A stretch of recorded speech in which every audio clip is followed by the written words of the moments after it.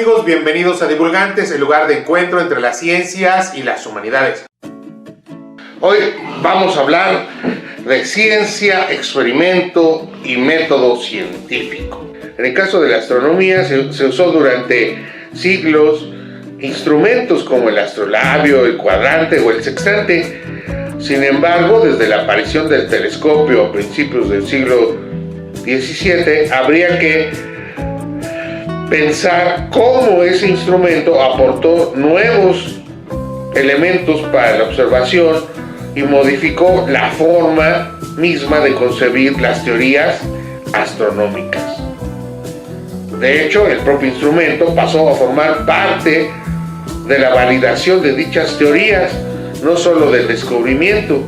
Es por ello que la obra de Galileo, Sidereus Nuncius, la que publica por primera vez los nuevos datos celestes obtenidos mediante la utilización del telescopio, tienen una importancia en la construcción de la idea de la ciencia moderna. Pero ese instrumento, o lo que decía el instrumento de la naturaleza, tuvo que ser negociado, porque el instrumento que usó Galileo generaba ciertos errores. Entonces, esos errores también pasarían al proceso de construcción experimental y por lo tanto a la construcción de teorías. O sea, la adopción de nuevas herramientas e instrumentos no es neutral sobre la propia imagen de la ciencia y la construcción del método y del conocimiento científico. La nueva perspectiva, la perspectiva moderna sobre el instrumento, es que no solo se consideraban aparatos que ayudaban a la observación, sino que también alteran nuestra visión de la naturaleza. A medida que se construían nuevos instrumentos, también aumentaban las polémicas sobre su uso. Podemos recordar la controversia entre Boyle y Hobbes como una manera para explicar la relación entre este tipo de instrumentos, la metodología empleada y la situación de la filosofía natural en ese entonces. Hay que reconocer que el instrumento tiene que ser analizado entonces filosóficamente, o por lo menos como parte del proceso filosófico de la propia ciencia. Hay otros instrumentos construidos en el 17 que ofrecían un perfil polémico, como la máquina eléctrica o el barómetro. Su interés radicaba no tanto en que sirvieran para medir magnitudes físicas, sino en su capacidad para poner de manifiesto fenómenos sometidos a discusiones tales como el vacío en la máquina neumática, que por cierto analiza Shaping, o la existencia de una atmósfera que rodea la Tierra mediante el barómetro. En definitiva, mientras los instrumentos proporcionaban un conocimiento cada vez más preciso, también se hacían preguntas sobre qué tipo de datos se ofrecían con esos instrumentos y cómo encajarlos en las diversas concepciones de la metodología científica. Otros instrumentos muy importantes, como ya mencionábamos, son los instrumentos ópticos, el telescopio y el microscopio. Estos instrumentos permiten la observación de nuevos objetos o fenómenos, tanto del telescopio como del microscopio. Para que el telescopio y el microscopio pudieran llegarse a convertir en una ayuda metodológica, fue necesario su perfeccionamiento gracias a un mejor conocimiento de las leyes ópticas que rigen el paso de la luz a través de los lentes, así como la eliminación de aberraciones o imperfecciones del sistema óptico que impiden la adecuada correspondencia entre un objeto y su imagen.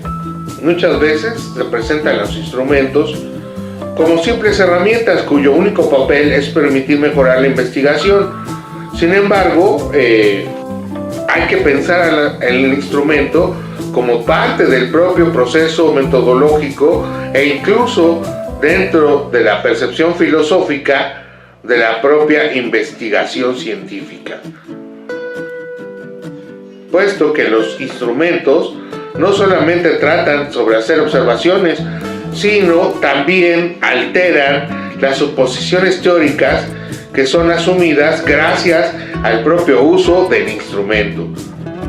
Así, si reintegramos el instrumento al marco histórico en que nació, podemos reflexionar sobre los mecanismos que los convierten en herramientas aceptadas para la obtención de datos.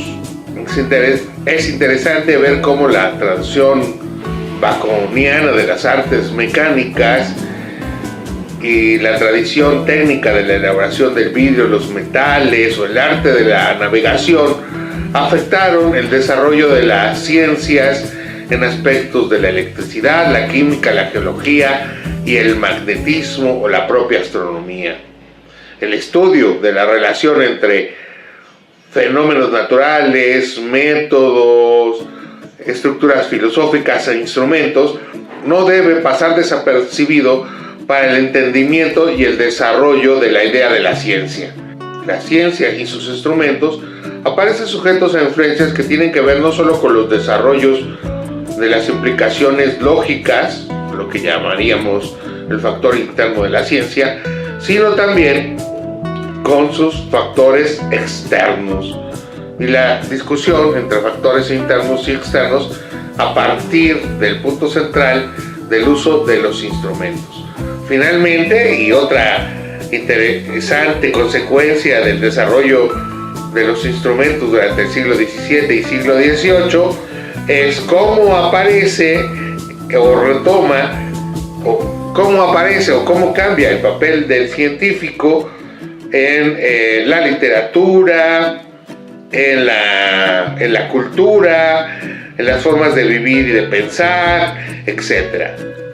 Así, la reflexión sobre los instrumentos y la manera en que se utilizan dentro de la producción del conocimiento científico es interesante, no solo por la idea de crear nuevos datos, sino porque en realidad el instrumento científico transforma la práctica científica, los métodos, los modelos, la filosofía y el conocimiento tanto de los propios científicos como la imagen pública de la ciencia.